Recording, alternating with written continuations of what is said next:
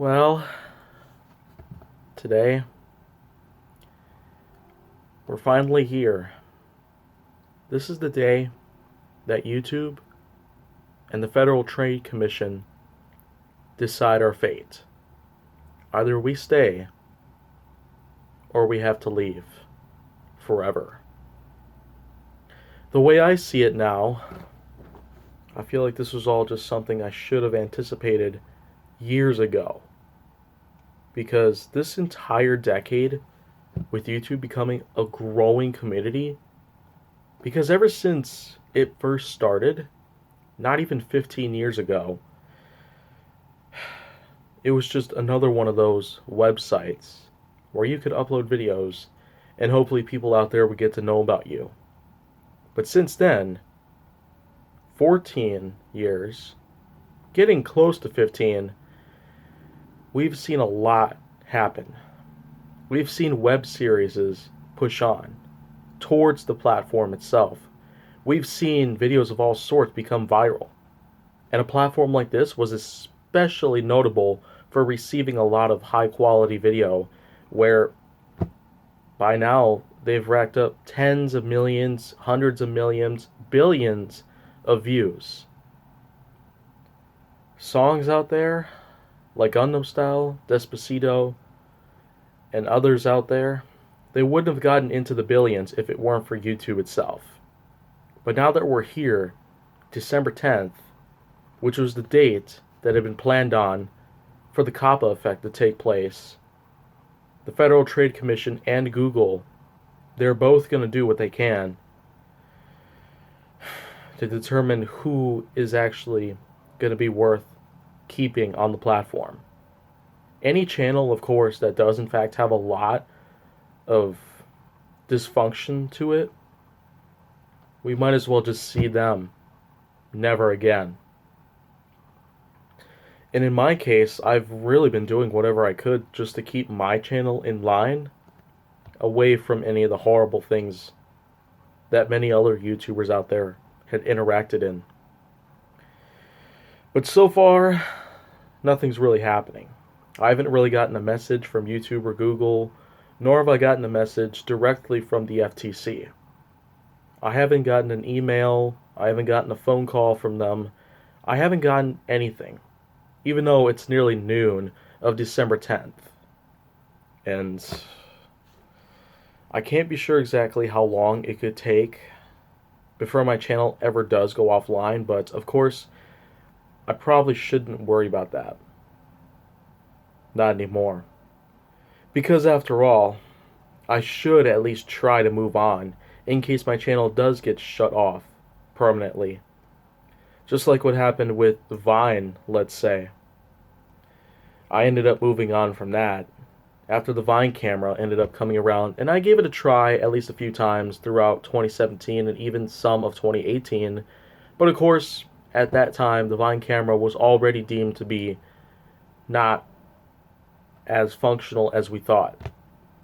So of course, many of us just decided to reject it. But as for the Vine community itself, it pretty much just diminished. And the YouTube platform itself had been growing even more since Vine had been out of business.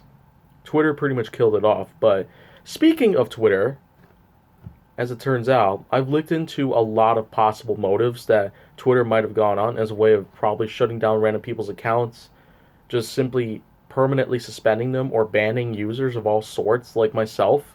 Because after all, it's been at least 8 days since they took both of my accounts offline.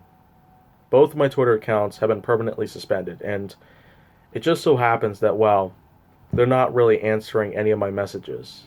They're just doing whatever they can to, leave me out of their life. And you know what? I think this is just another one of those times where I'm going to have to move on. And I feel like I'm doing pretty good at it right now. I'm trying as best as I can to recover from all of these sudden losses that I've gotten, but Vine was one thing. Twitter was a big one. It was a huge loss in my life. About 1/5 of my entire life had been dedicated to such popularity that had been coming around on a platform like Twitter. And the fact that I was able to gather more than 28,000, pretty close to 29,000 followers on one account alone that is 13 years old.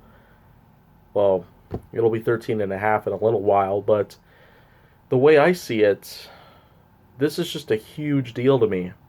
This is as big of a loss as I could possibly encounter so far when it comes to such hard work and dedication to keeping a certain account of yours in the right spot. And then all of a sudden it just gets grasped and just you end up getting a note from the company itself that just tells you they will not plead your request. They will not understand the situation that is going forth. But still, I feel like that with Mastodon, I'm actually going to do a bit better here from now on. Because Twitter and I, we've been in a big war for not even 4 years. And the fact is that, well, I already established that they have won. And that I already made it clear that I was going to send out the white flags to both of my accounts to prove that I'm no longer going to be fighting for them at all. Because I moved on to Mastodon. And it just turns out that Mastodon happens to work slightly better than Twitter, so I guess that's just one thing that I could easily forget about. But YouTube, this is where the work and hard dedication could really crumble before your very eyes. Because after all, YouTube, my channel, it may not be as old as my first Twitter account, dating back to August 12, 2006, whereas with my channel, it's almost 2 years younger in a way. That could be another really big thing that I could have easily taken away from me forever, pretty much. If FTC's new COPPA regulation starts to come in and then all of a sudden just wipes my channel clean of all of its content with not even 1,600 videos on it, then I don't know how I can forgive myself. But still, this is just another time where a lot of things I'm going to have to move on. That is, after all, why Storyfire had been released in the first place. It's been nearly 3 years since Storyfire apparently came around, and as it turns out, that platform happens to be holding a lot of water. And I mean a lot of water. In contrast to how YouTube's pretty much just been going through a huge downfall that I guess may not ever let up, I don't suppose that I might see a lot more success in Storyfire than YouTube ever did, because YouTube had always had a place in my mind that it just simply became one of the greatest websites ever known. If it's not anything like Facebook, if it's not anything like MySpace, even though that one kind of died out within just several years. And let's not forget about the fact that, well, a lot of other social media websites have started to come around, and there have been dozens of them throughout the last 10 years. But I suppose anything goes now. It's kind of just becoming a bit clogged, as it may seem, because with all these new social media platforms coming around to the app stores around us, if it's Apple or Android, or if it's Mac, PC, I guess it doesn't really matter the whole much. But the point is that I guess I'm just waiting for the inevitable to take place.